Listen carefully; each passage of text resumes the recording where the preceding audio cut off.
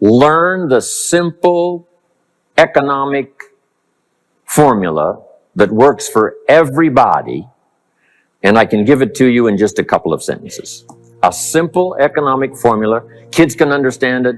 Anybody can understand it. Anybody that wants to get paid. Here's the language for your notes. We get paid for bringing value to the marketplace. That's as simple as you can put economics. Anybody that wants to get paid. You get paid for bringing value to the marketplace. The marketplace is the people. Now, the value we bring is one part of it, a product or a service, but here's the other part, the value you become. So just off to the side, put the value is two parts. The value you bring, like a product. If you manufactured it, you might keep improving the product. If someone else manufactured it and you're out selling it, they probably keep improving the product. But this is the one you have to work on yourself. The value you become, like an entrepreneur, a leader, a teacher, supervisor, manager. What you become also pays much more than what you bring. Once I understood that, then here's what my mentor said. Go to work on yourself harder than you work on your job. If you work hard on your job, you can make a living. Then he said, if you work hard on yourself, you could make a fortune. So I worked hard on my job and made a living, but I learned, starting with those extra hours per week, learning these extra skills, I started working on myself. And here's a philosophical phrase everybody should take home. Here it is. Success is something you attract by becoming an attractive person. Success is not something you pursue. It's what you attract by becoming attractive. By becoming attractive to the marketplace. What would do that? Multiple skills, multiple languages, and then some of the things I'm going to talk about the rest of the seminar. So, now what else would help you to be attractive to the marketplace besides more than one skill and more than one languages? I've divided it into five simple, basic fundamentals of ideas to ponder and think about that will increase your value to the marketplace. Could perhaps, like it did for me, multiply your income by 2, and then multiply it by 3, and then multiply your income by 4, and then by 5. And once you get there, it's not that difficult to multiply it by 10, because all you have to do is make sure you become more valuable and more valuable and more valuable. You don't have to work on the economy, because here's the first note. Each person's income is determined primarily by their philosophy, not by the economy. Once I understood that, then I said, well, I don't have to go to work on the economy. And the answer was no. You only have to go to work on yourself to make yourself more valuable. So now here's 5 things I want to share with you. And the first one is your personal philosophy. What could get you more prepared and ready for cashing in on the opportunity of the 21st century? And here's the first one, personal philosophy. Your personal philosophy is like a guidance system that helps you make decisions what to do, what not to do. From the information you get and what you learn and what you know, we decide. Maybe your philosophy would have been 5 years ago, never to attend seminars like this. You just didn't go. Now, 5 years later, here you are. Something happened along the way to change your mindset, saying, hey, for the money and the time, if I just get one good idea and walk away, it certainly is worth the money and the time. So now that little amendment in your philosophy, you now say, I'm going to regularly go, because it doesn't take but a few ideas to make a great difference in your income, personal life, social life, and all the rest. So now you know that's valuable. A change of mind, a change of idea. So that's what personal philosophy is all about. The more we learn, the more we know, the better we're able to make better decisions about two major things. Your philosophical guidance system does two things. For your notes, number one, helps you to see the dangers on one side so you can avoid those. But here's what else your guidance system does. Personal philosophy helps you to see the opportunities on the other side so that you can expand those, maximize those. And here's what that's called. The game of life is to minimize the dangers and maximize the opportunities. And the more we know and the more we learn, the more experience we gather in sessions like this, from the sermon on Sunday morning to the books we read and all the rest, helps us to keep continually adjusting our philosophical guidance system so that we minimize more dangers, maximize more opportunities. That's really the game of life. I couldn't put it much more simply. So number one, we're affected by what we know. Now, how do we know more things and learn more things that'll help us readjust our thinking so we can avoid the dangers, maximize the opportunities?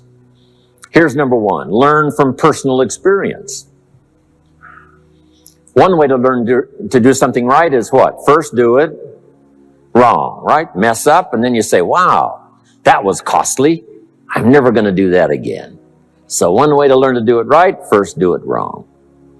Sometimes a negative experience turns out finally to be positive. They say if you survive your first heart attack, you may now live to be a very old person. Why is that? Well, that first heart attack, if you survived it, is called a wake-up call.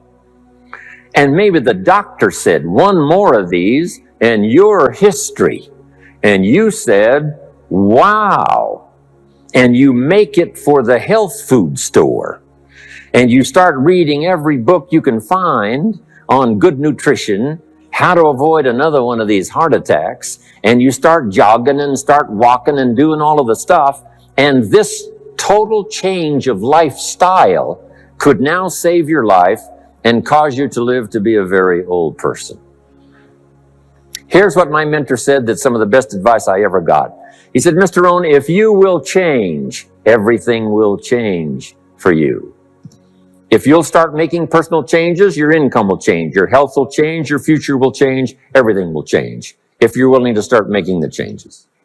So sometimes a negative experience now causes us to really make a sudden shift in our philosophical guidance system that says, hey, I'm never going to let this happen to me again.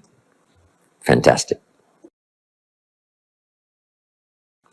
Now, here's the next way to learn, and that is to learn from other people's experiences, whether they are negative or positive.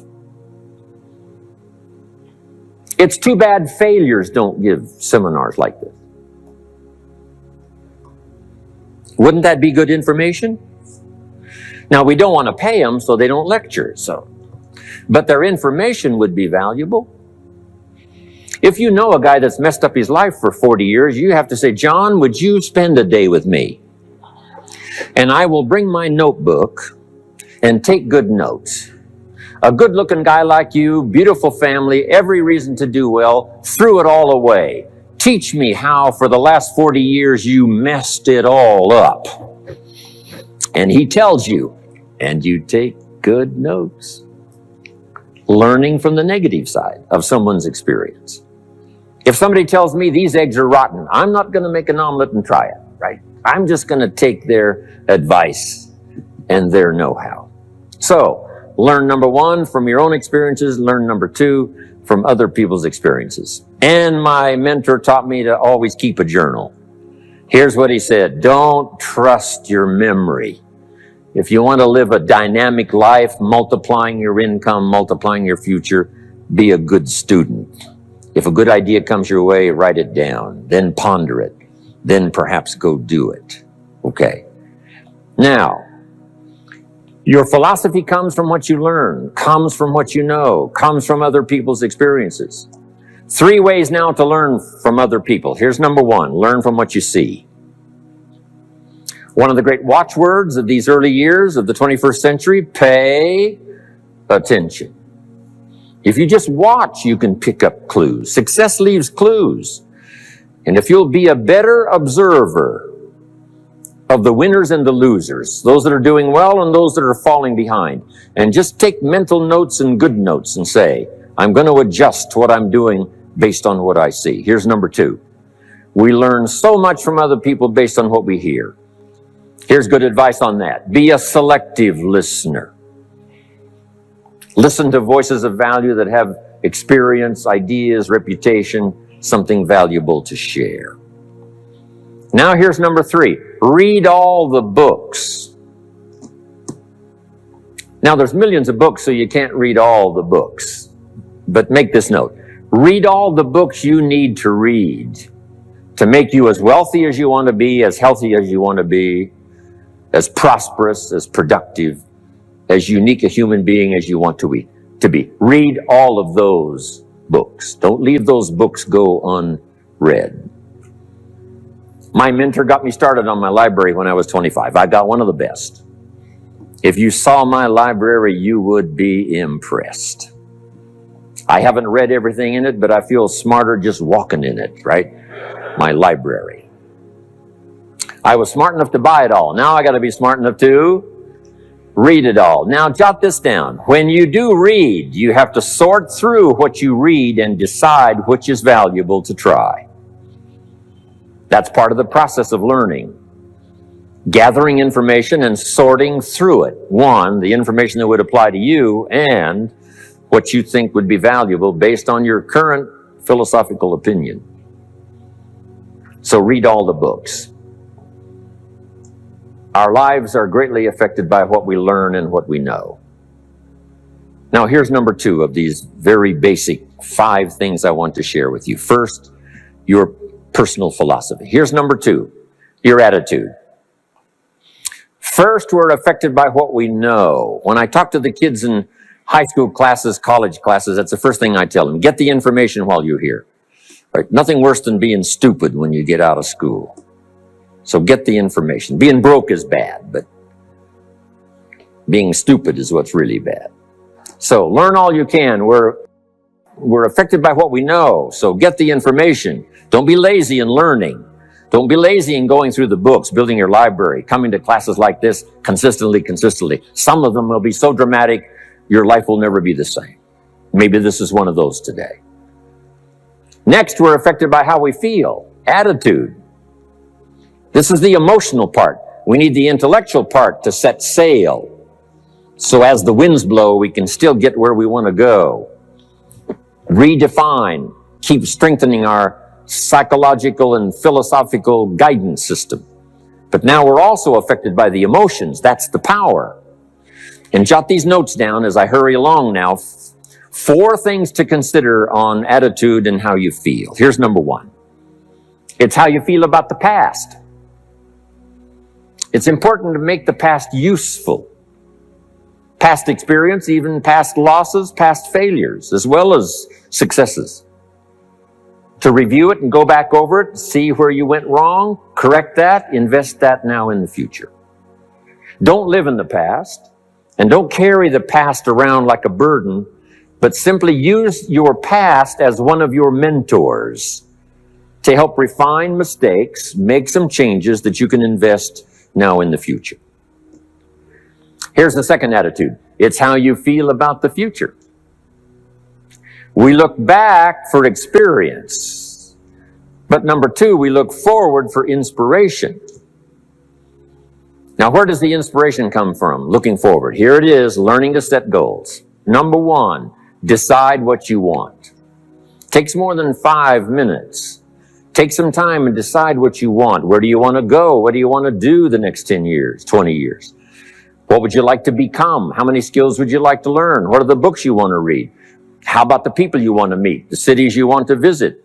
Experiences you'd like to have over this next period of time? Start thinking about all of that. Here's the next key. Write it all down.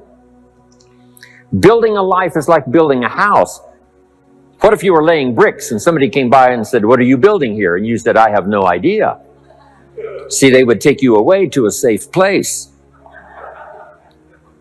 So building a life is a lot more important than building a house.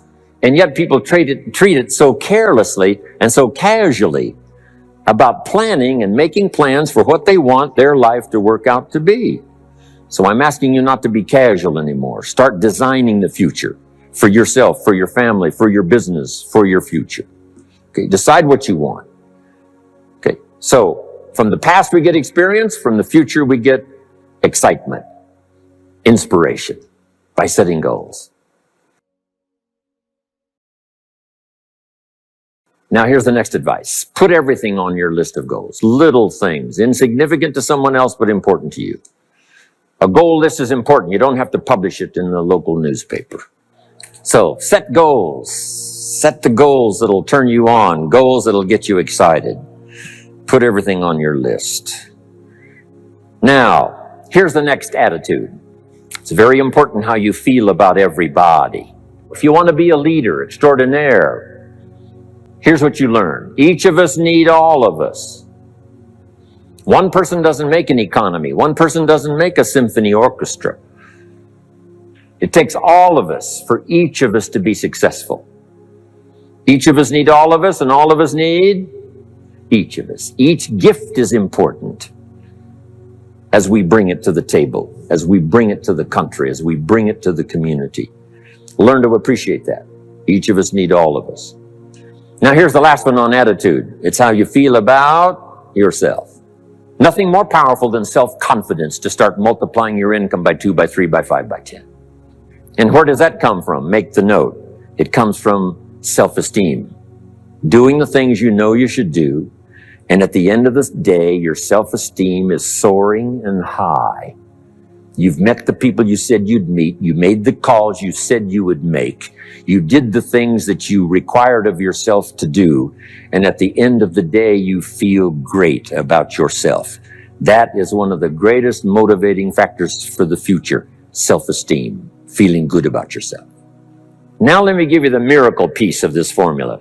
If you're ready, say, I'm ready. Here it is. Number 3 is activity. We're affected by what we do. Now we've gotten to the formula of how to turn ideas into reality, how to turn imagination into substance. It's called number 3, activity. So add these notes to it now. Activity is the work. Activity is the labor. You might add labor pains.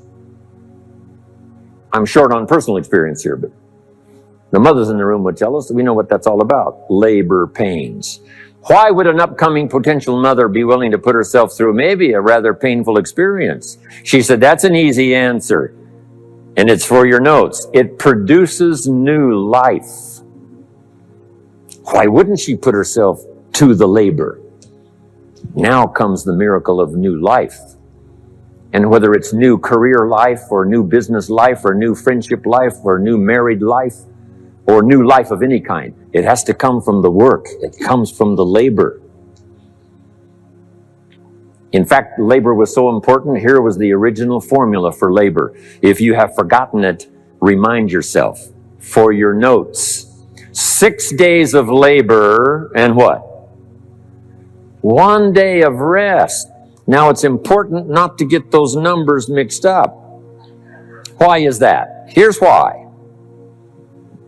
Why not 5-2? I don't know. Maybe 5 and 2 would be okay. If God would have thought of 5 and 2, he might have made it 5 and 2. Right? You can't think of everything when you're putting one of these together.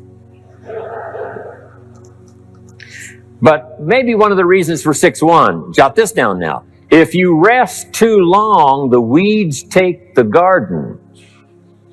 Not to think so is naive. As soon as you've planted, the busy bugs and the noxious weeds are out to take it. So you can't linger too long in the rest mode.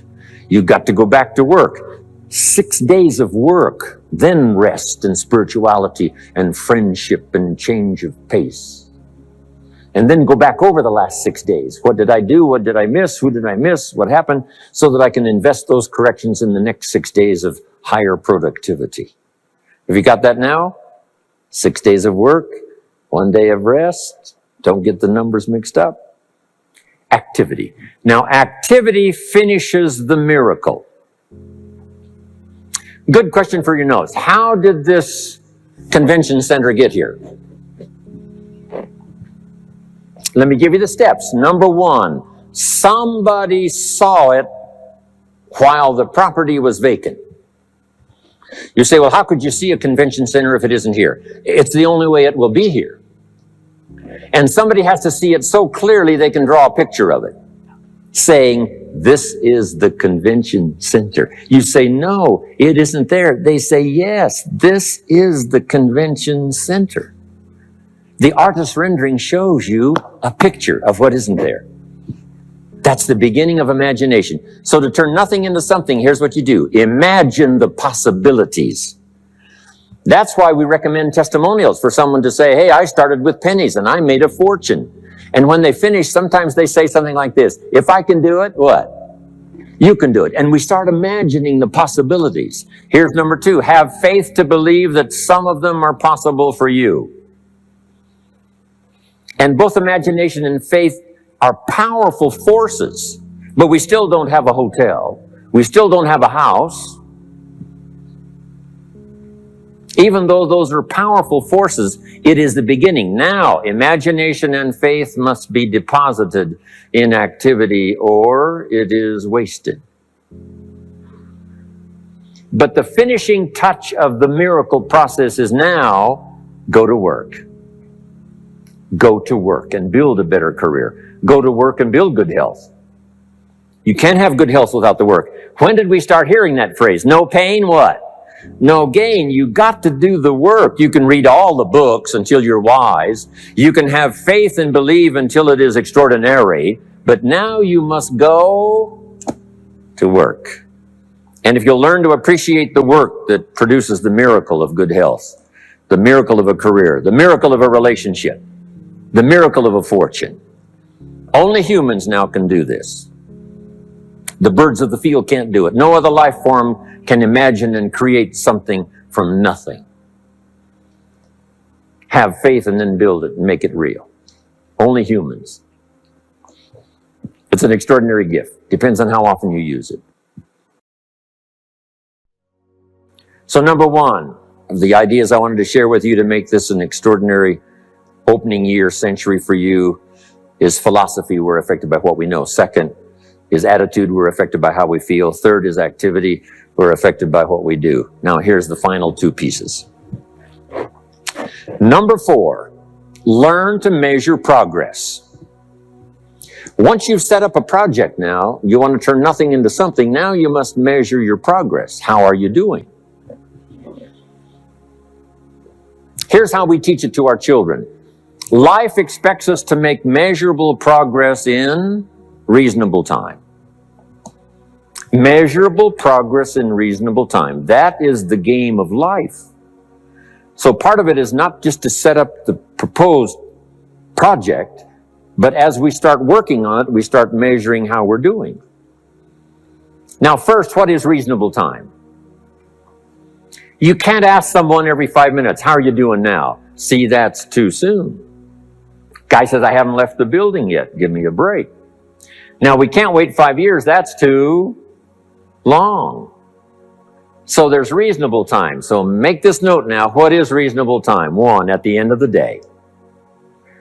A conversation a father should have with his daughter today, because the magic is there. If he waits till tomorrow, the magic may be gone. Today. Next is a week. Make that note. Usually, we get paid by the week. Somebody adds up our value to the marketplace, out comes the check. The next week, somebody adds up our value to the marketplace, out comes the check. What I learned to do is to change my value to the marketplace so the check kept getting bigger and bigger and bigger. I didn't have to change the economy, I only had to change myself. Measure your own progress. Success is a numbers game. We demanded of our children, how many years do you want your child to spend in 4th grade? Approximately. About 1 year, right? You say, well, if they're nice kids, would you give them 3 or 4 years? You say, no, this is not a nice game. This is getting ready for the future. This is getting ready for the challenges and the opportunities. You can't linger in one grade more than 1 year. Now, make this note. The same should go for us as adults. Don't linger more than 1 year in one grade of learning. Adult, management, entrepreneurship, leaderships of all kind. Keep up the pace of learning. Okay. The numbers. Measure. Count. Now here's the key. Face the truth.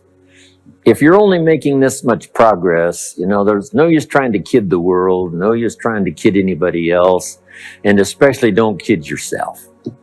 If in a period of time you've only made so much progress, you just got to swallow hard and say, this is the truth. I've got to face it. Now, what could I do to start increasing my progress and make my health better, make my income better, make my investments better, make my value to the marketplace much better, get busy learning the second skill and the third skill and the next language and the next language to increase my value? I got to get busy and do that. See, if you will do that, I promise you, one of the greatest motivating factors in the world is progress. And if you'll measure it, you'll get excited.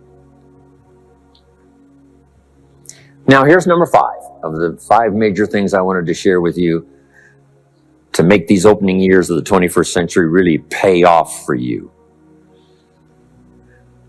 And here's the word, lifestyle. Learning to live well, because the ultimate essence of life is not a Ferrari. The ultimate essence is not a home. The ultimate essence is not a bank account. It's not $1 million. It's not a fortune. Here it is. The ultimate essence of life is learning to live a good life. That's the key. Whether you have modest resources or whether you have mega millions, either way, the real key is learning to live a good life. And so in my closing 5 minutes, let me give you what I think is a good list. Now, this is the short list. In other presentations, I cover a longer list, but this is called Jim Rohn's short list for living the good life. Here it is. Number 1, productivity. You really won't be that happy if you don't produce. And here's the next bit of advice on that. Produce to the max if you possibly can. To produce a little is okay. To produce enough is okay. To produce some to get by is all right. But why not try productivity to the max? Andrew Carnegie, who built the steel industry back in the 30s, here's what Andrew said. I'm going to spend the first half of my life accumulating money. I'm going to spend the last half of my life giving it all away. He got so inspired by that goal that the first half of his life he accumulated $400 million, which back in the 30s was a lot of money. A mega fortune. Guess what he did the last half of his life? He gave it all away. I got a good question for you as we close. Here's the question. What's got you turned on? What's got you up early? What's got you eager to face the day? What's got you inspired to learn the extra skill, put in the extra time, go the extra mile, learn how to work with people, guarantee your future? Good question. Here's number 2, good friends. You got to have good friends. The best support system in the world is good friends. Collect and nourish those as priceless. Good friends are those wonderful people who know all about you and still like you. Those are good friends. Here's number 3, your heritage. What's made America so unique among all the nations of the world and the greatest experiment in the history of the world? And that is the depository of gifts that have come to America over the last 300 or 400 years. The heritage from all walks of life, all over the world. Now, the key to keeping America vital and powerful and unique for generations to come is to keep alive these heritages. The music, the dance, the costume, the customs, the literature, the poetry, and all the rest combined together, making us an extraordinary, unusual nation among nations. Keep your heritage alive. Here's number 4. Your spirituality. Whatever you believe in terms of spirituality, that's important. And I've got 3 words for you to consider. Here they are. Study, practice, and teach. Whatever you believe in terms of spirituality, study, practice, and teach. Don't leave your spirituality unstudied, don't leave it unpracticed, and don't leave it untaught. It's one of the major components of a good life. And now to close for your notes. Take special care of the inner circle. Family, close friends. Nourish them, they will nourish you. Inspire them, they will inspire you. And take care of the details, the little things that makes it special for family and friends. When my father was still alive after my mother died, my father lived about another 7-8 years. When I used to travel, I would try to call him while he was having breakfast with the farmers, southwest Idaho. Make a special day. If I'm in Israel, I got to get up in the middle of the night, but I call in the middle of the night, Papa, I'm in Israel. And they would bring him the phone in this little cafe called the Decoy Inn. And Papa would say, Israel, son, how are things in Israel? And he'd talk real loud so everybody could hear. Right? Say, Papa, they gave me a reception last night on the rooftop overlooking the Mediterranean. He'd say, overlooking the Mediterranean. Now he's got a story to tell for the rest of the day. My son called me this morning while I was having breakfast with the farmers. I know he had to get up in the middle of the night. Special days. One more scene. I thought about my father walking down the lane on the farm to the mailbox, opening it up. And this is for your notes. Make sure the mailbox is not empty. My father lived to be 93. What kind of an experience would that be for a day? Age 93, open the mailbox and it's empty. Even if it's just a postcard, make sure the mailbox is not empty. The details, the inner circle. And now here's the last. Maybe, just maybe, some of the things I've shared with you have been seeds that have fallen on your consciousness at the right time. And then if it turns into something valuable for you in the future, that will be well worth my coming, being away from my grandchildren and my children for a little while, to come and deposit the best of my experience with all of you today. Thank you very much.